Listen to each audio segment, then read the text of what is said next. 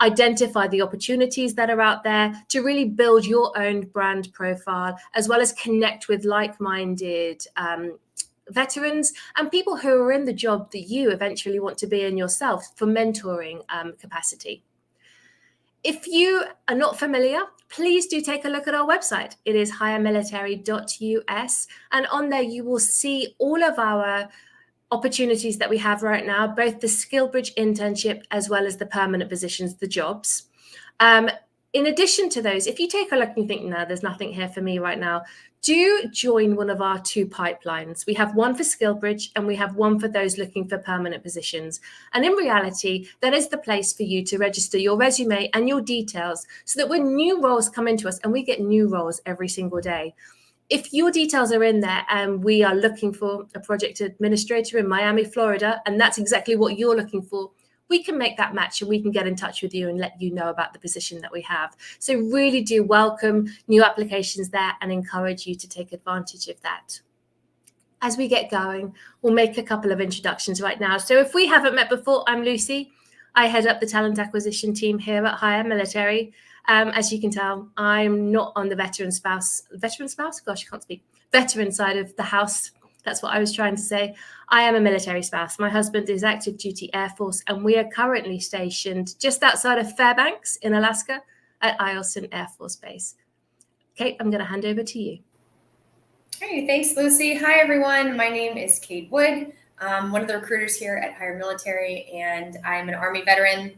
And now I'm a spouse. On the spouse side, my husband is still active duty. He's still in the Army.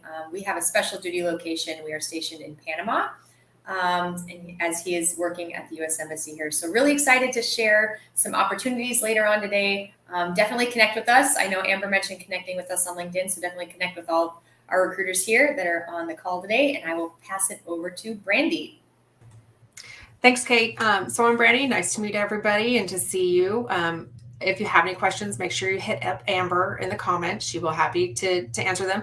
I cover all aspects actually of the military as a military brat, Army veteran, military spouse, and my husband's actually retired now. So 3.5 years, it's going great. He took advantage of a SkillBridge program. So definitely can vouch that works. I primarily do direct hire, but you will see me as the person for the Texas Instruments that Matt Collins is going to talk about. So I'll give it to Matt now. Hey, thank you, Brandy. Hey, welcome everyone. Matt Collins, 28-year Army veteran myself, a product of SkillBridge. So I love to talk about SkillBridge today with everyone. Actually still just ended a SkillBridge internship and now a full-time employee here with Hire Military. So I can tell you SkillBridge is an absolute game changer for those that don't know what it is. We'll talk about roles today, and I'll also offer some advice on exactly how you should approach, looking for those career opportunities through SkillBridge. Try to, target your approach. So we're really excited to talk about SkillBridge today, as well as our direct opportunities and answer any questions. So turn it back to you, Lucy. I've started muting myself and then I forget to take myself off mute. So let's get going. As we share roles today, if you are interested in any of the positions that the recruiters are discussing, please do write a comment with the job title rather than just interested or interested in this one. And the reason we ask this is because we come back after the event and we will share the URL to the specific role that we have been talking about. Unfortunately, we can't do it in real time because the LinkedIn algorithms are such that they don't like it and they immediately delete it as we type it in. So we have to come back afterwards. So it's always really good for us to know exactly the information that you are looking for. But remember, as we are talking today, if you have questions at all, if you're having an obstacle with any part of the job application process, please do put a comment in the chat so that we can take them and then we can respond to you at the end of this, because we really do want to be here for you. This is your time as well as our time to share any challenges that you're having and hopefully for us to be able to support you and help you as much as we possibly can. So without further ado, we are going to talk SkillBridge internships first of all, and then we will move on to the permanent job opportunities. And we're going to kick off with Matt Collins. Matt, over to you. Hi, thank you, Lucy. So, hey, as Lucy alluded to, I almost made you into one word there, Lucy. SkillBridge is a program that's DoD-wide. So if you are 6 months out from your end of service, your ETS date, this program exists for you.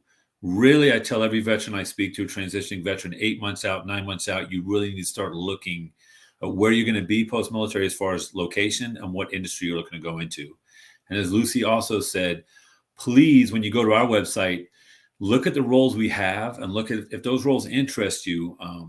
Make sure you kind of get an idea of where you want to be first, because telling us that you're interested in doing SkillBridge or working remote doesn't really give us a good jump off point when we meet. We'd love to be armed with as much information as possible. So when we do sit down to talk about SkillBridge, we have an idea of where you want to go and what industry you want to be involved in. So, visit our website every day. We have roles across every industry and in all parts of the country. I'm only going to talk about 3 roles today, but we have so many more roles out there within the SkillBridge world. Just try to, get an understanding before you meet with us of what you want to do and where you want to be as far as in the United States. So without any further ado, the first role I talk about every week now is a really exciting role in Dallas, Texas with Texas Instruments. They are looking for an equipment technician. So think this role is going to involve performing preventive maintenance, equipment repairs, equipment improvements. It's a basic mechanical aptitude working in the chip industry, but you'll be working in the plant there in North Dallas. Really cool thing about this role, it includes a $6,000 relocation fee. And there's a really good chance that you're going to land a full-time role with this company if you take the SkillBridge internship. So you'd have to be available. Your SkillBridge internship would have to be 90 to 120 days prior to your last day of service. So you'd have to factor in how much terminal leave you're going to have within that 6-month timeline. And military electronics training, 3+ years, hands-on technical maintenance experience matters. They're looking for people with energy and great work ethic, obviously, but they do want at least a baseline of some military electronic or mechanical background. So again, that's Texas Instruments in Dallas, Texas, equipment technician. So that's a great role we have, and we're really looking for anyone that's interested in that. We're hot and heavy and trying to fill that role. So software engineers, the next role I'm going to talk about. This one I'm going to talk about is in Chantilly, Virginia, but we have this role in Michigan, Westminster, Colorado, Herndon, Virginia, Melbourne, Florida. So we have this role in multiple locations. Maxar is a leader in the field of signal and imaging processing. Really cool IT company. They're looking for someone who can work on plans, designs, develops, test software, software enhancements, new products. You'd be working on problems of moderate scope. You need some good analytical skills, data, ability to analyze data, and things like that. This is going to be a bachelor's degree in computer science. It's going to be really important to have that. It's not, it's not absolute, but if you have a degree in the computer science or a related field, that's going to be really, really important. 5+ years of professional experience, 2+ years of a related field, experience in Python, cloud, Linux, things like that are really going to be helpful for this role. And again, this role is not just in Chantilly, Virginia. It's also in Michigan, Colorado, and in Florida as well. So that's software engineer, and that's with Maxar. The last role I'm going to talk about is in a great location and a really cool company. It's a maintenance worker with the San Diego Water Authority. So San Diego Water Authority, they provide water resources to the 3+ million folks in the greater San Diego County area. So really cool company, really veteran friendly, and they're one of our newest partners. So we're really excited to support them. This internship would involve unskilled and semi-skilled labor. You'd be doing installation, repair, and maintenance on aqueduct systems, pipelines. The ideal candidate would be capable of diagnosing and repairing, a wide range of mechanical equipment. So if you've got that mechanical background, think engineers, Navy Seabees, I know I have that experience, but if you've got that background, troubleshooting software and equipment, this would be a really interesting role for you. Be working on valves, motor pumps, the entire kind of gamut of a water aqueduct system. You'd also you'd have to have a California driver's license or the ability to get one. This is in California because they're going to have to insure you. So you'd learn a lot about the California regulations in the world of water policy and water safety policy. So again, that's in San Diego, California. Not the worst location we could offer, probably the best location we have. So if you're looking to stay in Southern California, that's a great role to look into, San Diego Water Authority. And as Lucy said, go into our website every week. If you're getting into that SkillBridge timeline, you can filter our website by state, by industry, by exactly what you're looking to go into. So when you sit down to speak with us and you set up a screening, we already know what it is you're looking to do. So again, those are some roles we have today, but we have so many more. And if you're interested, just drop us a line here in the chat or connect. We'd be happy to sit down and talk to you about what we offer. That is it for SkillBridge. With that, I'm going to talk about I'm going to pass over to Brandy to talk about some really exciting direct hire roles. So Brandy, on to you. Thanks, Matt. I did want to make a quick note about Texas Instruments. Those are cohorts. They start monthly. So we're looking for 5 to 10 every month to start. So if you can't start until September, October, go ahead and apply now, because we can get you in, we can get you interviewed and kind of lock that in for you. So definitely, if you're interested, apply. We're happy to have that conversation, look over your resume and get you in. They've been very quick about interviewing and offers. We're doing actually pretty good on that offer side of the house. So, and one last one, the deadline for the April cohort is actually March 10th. So you need to get those applications in if you want to start in April. So just want to put that out there as well. So there you go. Texas Instruments, apply. I'm going to talk to you about 2 roles today. One is a UX web developer in Aberdeen Proving Ground, Maryland. So as a UX web developer, you will provide support services to the CCOMS SEC, so the United States Army Communications Electronics Command Software Engineering Center. So if you're involved in that, you actually totally know what that means. The work will involve technical planning, design, development, test, implementation, and management of internet and intranet activities. Work will include systems and applications development, installation, configuration, implementation, and technical management of websites. The requirements for this are a little bit heavy, but if you're in this industry, you kind of know you're going to need 7 to 9 years of demonstrated experience in creating and implementing UX design, a bachelor's degree, an ability to support web applications in any language to include .NET Core, Java Spring Boot, and Python. You'll also need experience in coding and the ability to troubleshoot using HTML, CSS, and other comparable languages. It doesn't cover the full range of skills and abilities. There is one last requirement that I'd like you to know, and that is you will need a secret clearance. And to put it out there, the annual salary is $120 to $125 in Aberdeen, Proving Ground, Maryland for a UX web developer. So that was that role. I have another one in that kind of region in the DC metro area, the commissioning manager. Commissioning manager will work with the senior leadership to plan and grow an already established revenue stream. In this role, you will support multiple internal customers and external clients with a wide range of commissioning support. What we're looking for is someone who has prior experience as a commissioning manager or as a senior commissioning engineer. Again, heavy requirements for this one because they need that experience that you actually have. And minimum of 15 years working experience consisting of 10 years of construction commissioning with at least 5 in a managerial role. You must have a secret clearance. You'll also need a Bachelor of Mechanical Engineering degree, be a licensed professional mechanical engineer, and a certified commissioning agent. Salary, I'll let you know that one too, is between $120 and $140. So that's the commissioning manager in DC. Before I pass it over to Kate, we did get a quick note from Amber. She's got 2 roles that'll be posted soon. Keep an eye out for a principal ServiceNow software engineer in Reston, Virginia, and a lead software engineer in DC Metro. So if those sound like roles that you're interested in, definitely hit up Amber for that one. So it is principal ServiceNow software engineer in Reston, Virginia, and a lead software engineer in DC Metro area. So that is all I have for you, and it's off to Kate.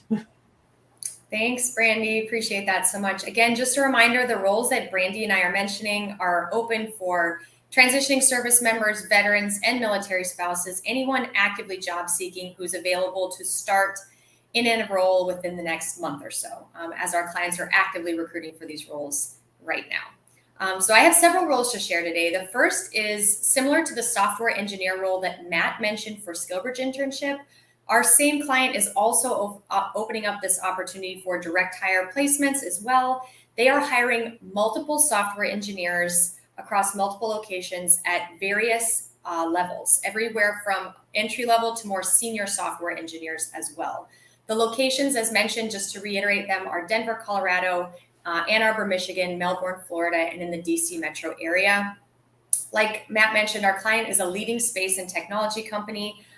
They actually power the software that powers Google Earth, which is really interesting and exciting. And in this role, you'll be using mathematical solutions to support users in the defense and intelligence communities to power programs like Google Earth and others. For this role, the biggest requirement is an active top secret clearance. They will also like someone with a bachelor's in computer science. And then in terms of experience, they need at least 2+ years, or if you're a more senior software engineer, 5+ years of experience. And they really need people with Python and C++ skills. So again, that's the software engineer role, multiple locations. You can just type software engineer in the chat, and Amber will be able to connect with you, offer more information and that direct link. Okay, the next position I have for you, pivoting across industries, is a safety coordinator in Augusta, Georgia. Matt Hart is going to be the lead recruiter on this role. So if you're interested, you can reach out to Matt Hart for more information. This safety coordinator role, in this role, you'll be responsible for monitoring, documenting, and training and auditing the organization's safety program across departments in the logistics industry. You will create, evaluate, and improve processes to address quality standards, issues, incidents, and then recommend improvements for our client.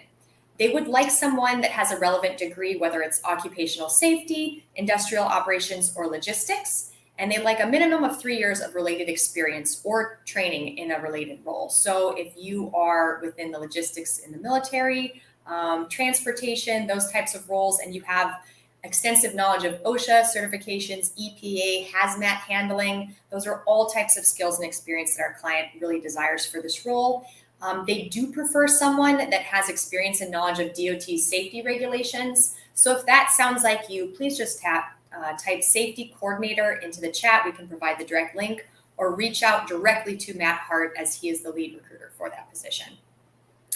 And the last role that I want to share about today, we do not have this posted on our site yet. It is upcoming, but we'd love to just get interest or find out who could be interested in this opportunity. It is a trade manager in training program.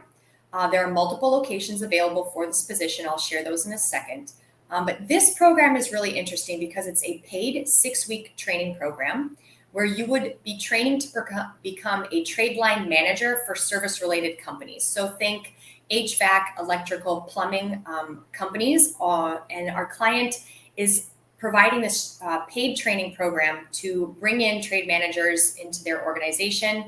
During the 6 weeks of training, you'll be shadowing their general manager and the technicians to understand the intricacies of their business, including all things profit and loss, P&L, and HR, and different corporate relations as well, in becoming a trade manager in their organization.